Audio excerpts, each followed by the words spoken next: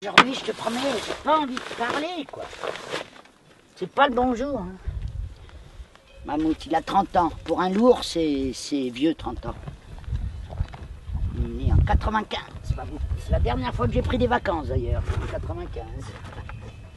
Tu vois, bah, peut-être que l'année de ta mort, je vais prendre des vacances aussi, alors. Si c'était l'année de ta naissance, les dernières vacances, on ne sait jamais, hein.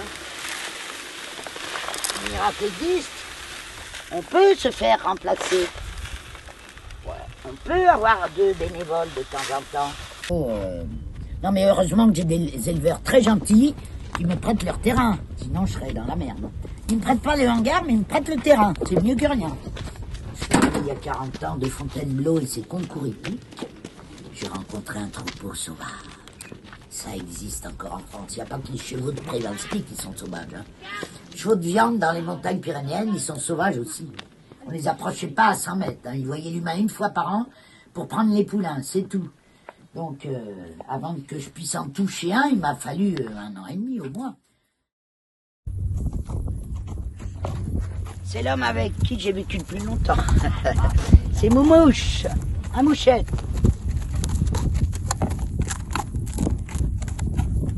2 sacs, c'est beaucoup. 3, c'est trop. 3, faut pas le dire.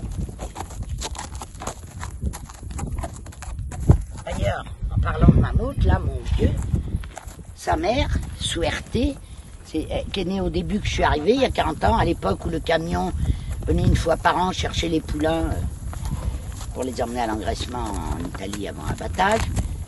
La mère de sa mère, donc sa grand-mère à mammouth, elle a planqué son poulain. Tout. Quand elle a vu le camion arriver, partie dans un vallon et tout, elle a planqué le poulain.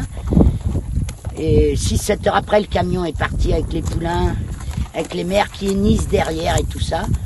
Et elle, la maline, sa grand-mère, elle est ressortie du vallon avec son petit poulain. Il l'a échappé belle. Hein.